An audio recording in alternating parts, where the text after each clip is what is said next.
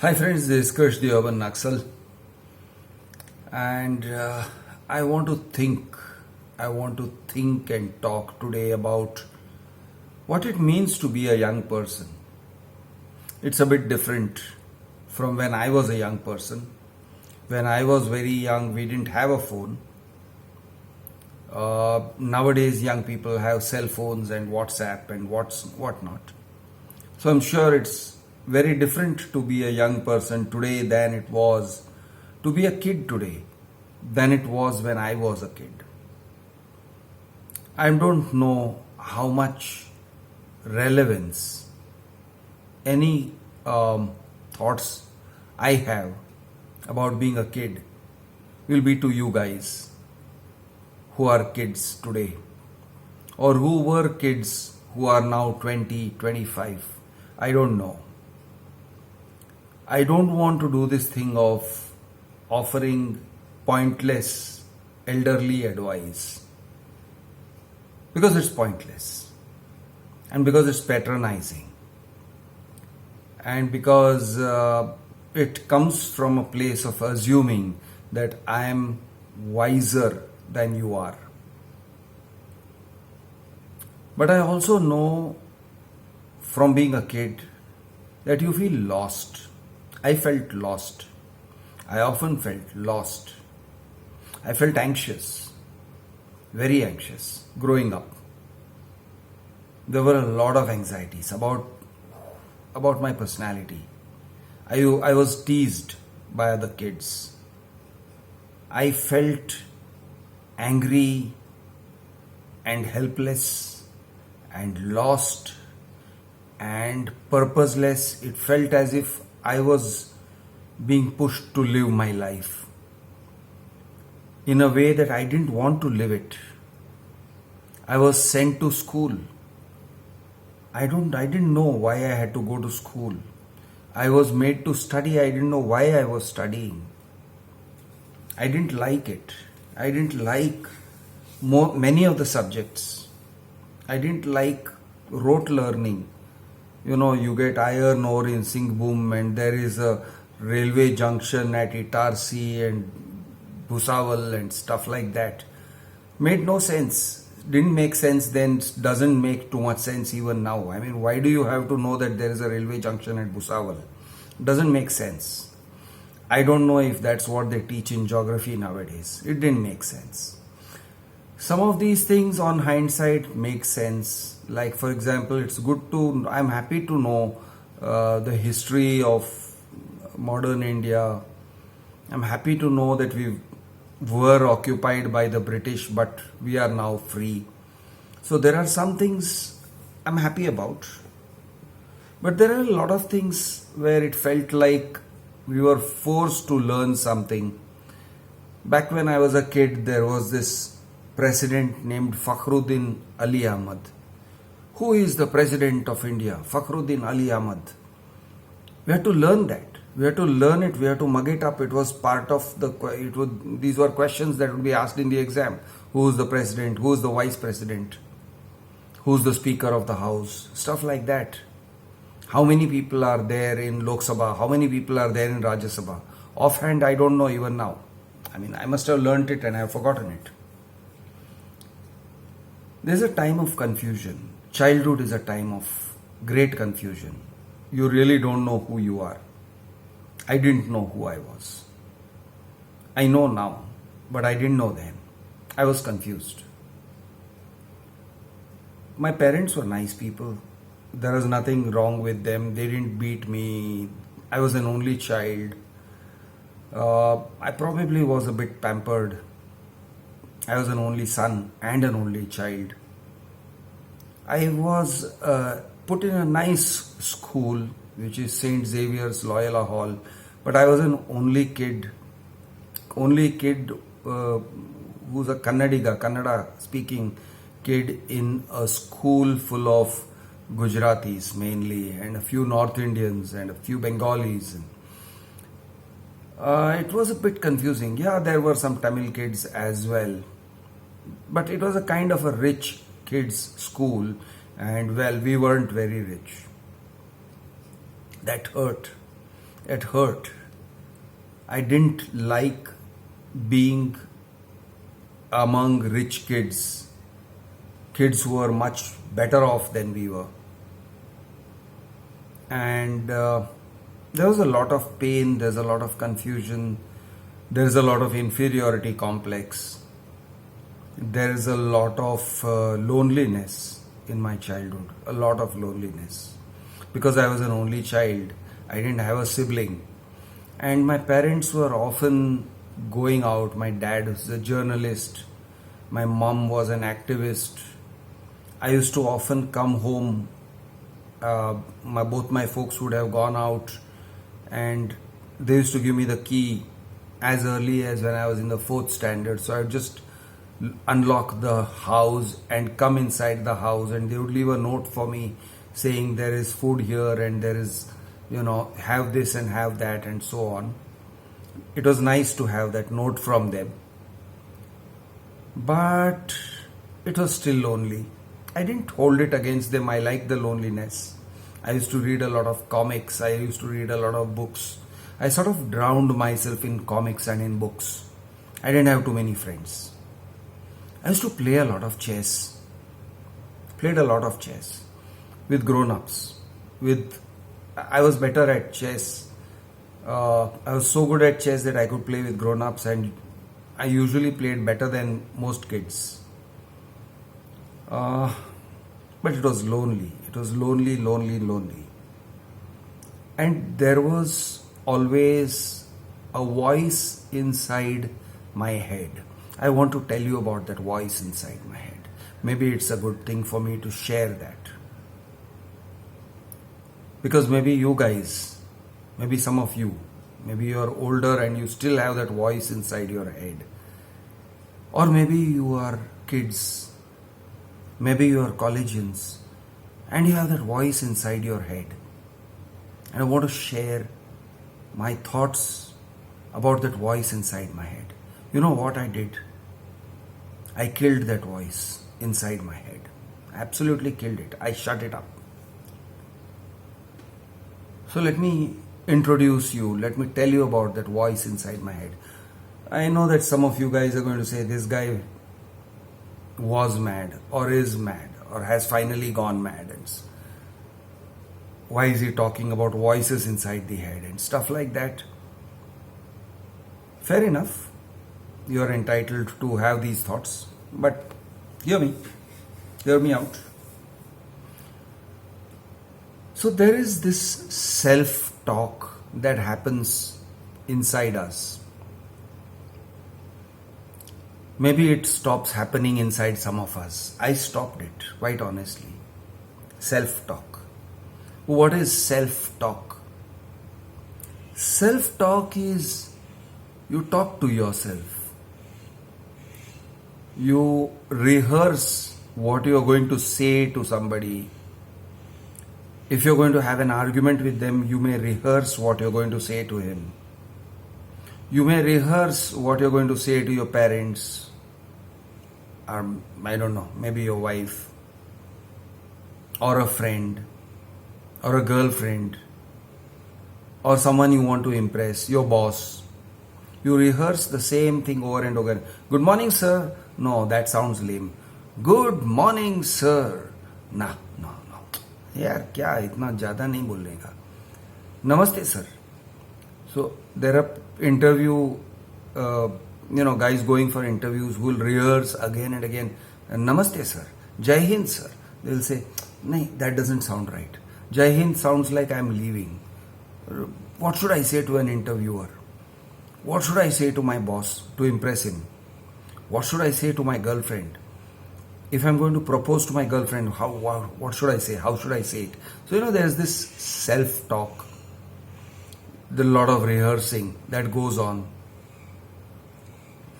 And I remember that for me, rehearsing something, self-talk, particularly when I was going to have to explain my actions to my parents, was almost a constant thing. It was just going on and on and on in my head.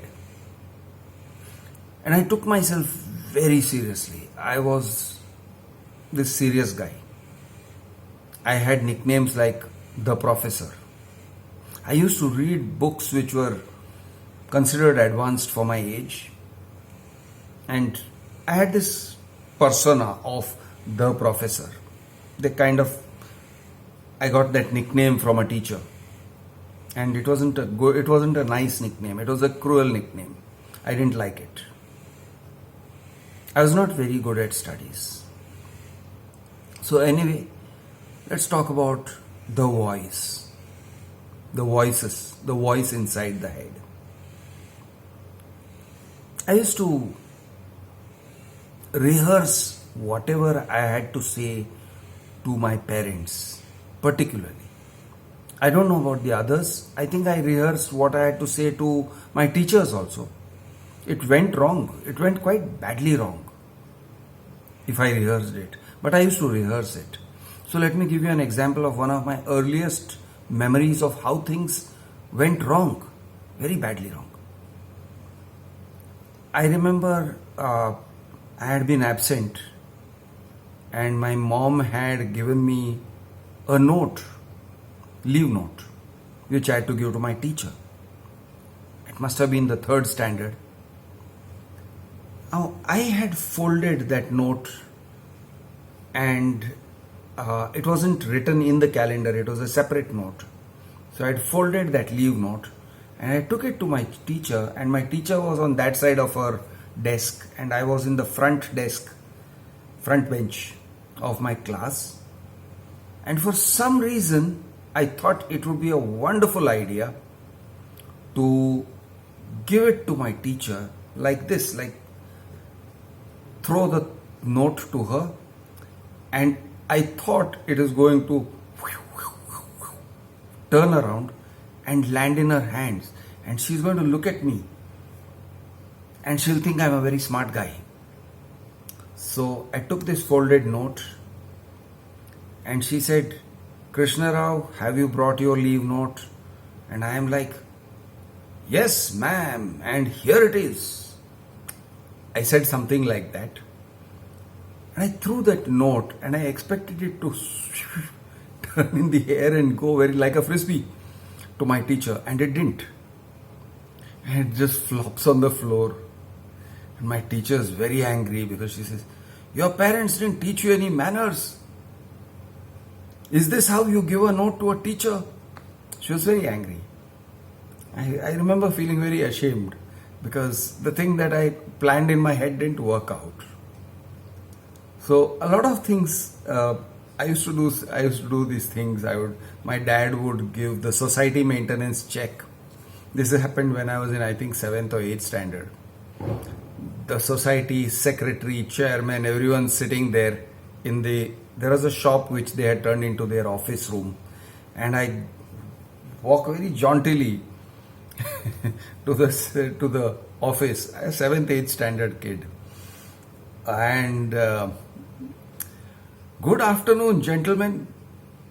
Here is our maintenance check."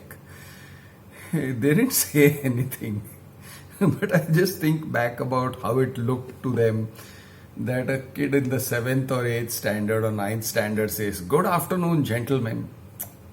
That was funny. I had a lot of difficulty saying sir to people. I had a lot of difficulty. So even when I was very, very young, I would address adults by their first name.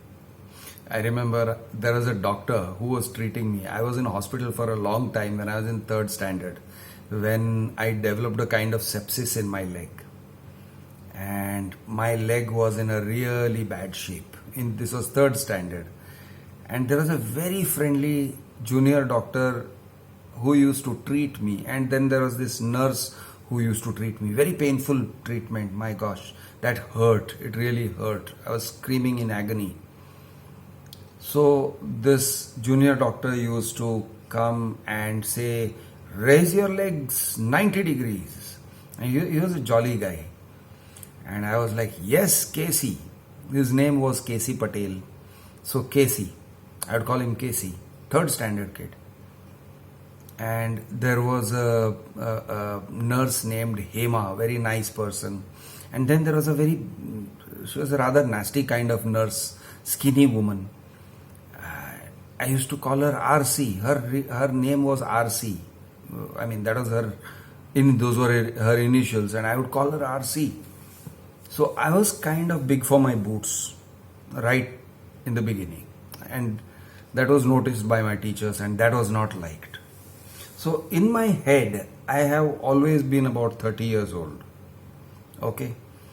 I had a very tough time adjusting to childhood because I was just 30 straight off, right from the beginning. And I talked to people as if I was 30 years old. It was quite funny. I learned to say sir to people after I was 25 or I don't know, around that age, or maybe even later, 28. I learned I had to make myself say sir sometimes, but even now it's quite difficult for me.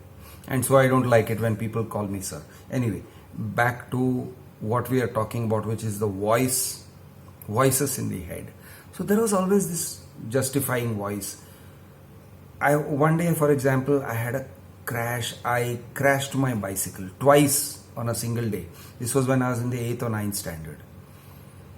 First, I came out from behind a bus and a scooter came and wham, it hit my bicycle, and my bicycle and the scooter, the bicycle front wheel got caught in the kick pedal, the pedal they used to use for starting the scooter. It just got jammed in that. And the scooter took the bicycle about 30-40 feet. Very fortunately, almost miraculously, because I wasn't so agile, but I landed on my feet. The cycle went off and I was on my feet looking at it. That cycle was really damaged, and I still rode that damaged bicycle, and I went to school. I used to ride with my friends. It was about 6 kilometers away. We used to ride daily. And a car was passing by and I lost control of my bicycle and bam, it goes into the car. And the front wheel was completely smashed. It was twisted. It was like a figure of 8. And the gentleman who was in the car, he was dropping his daughter off to some school. So first he dropped me off to my school. I wasn't angry with him at all because it was my fault. And I said, thank you very much. And I went off. Now, I went home and I was inventing a story. I was always inventing stories. What will I tell my parents? So I didn't tell my parents that I had crashed the cycle twice. I instead made up a story and I said that a red car came along and hit the bicycle and, it wasn't my fault. Basically, I cooked up a story. It was a very badly cooked up story. But I stuck with my story. So I was always cooking up stories. I was always preparing lies. I was always trying to make explanations for 5 minutes delay and 10 minutes delay and 20 minutes delay. My parents weren't very strict. They weren't that kind of strict. I didn't have to make up those stories, but I used to make it up. I didn't have to give them long explanations, but I would work out long explanations inside my head. Until one day, when I was in the 10th standard, I was sitting in the sunlight, full harsh sunlight, Ahmedabad sunlight, very harsh. And I was studying. And the light was so bright I could not read the pages of my book. The glare from the pages of the book was so high. And I was studying and I was reading, and suddenly a thought came to me. It was a sudden discovery. I said, wait a minute. Why am I giving so much explanation for everything? Why is there a voice in my head? Why is it a voice that is always asking me for approval? I mean, why am I always seeking approval from that voice? Why is it always demanding explanations? Who is that voice? What is that voice? And then I said, wait a minute, there can't be a voice inside my head unless I put it there. Nobody is asking me for explanations. My parents aren't asking me for explanations. My teachers aren't asking me for explanations. Why am I inventing explanations and justifications all the time? And then there was another thing that came to my mind. Why am I taking myself so seriously?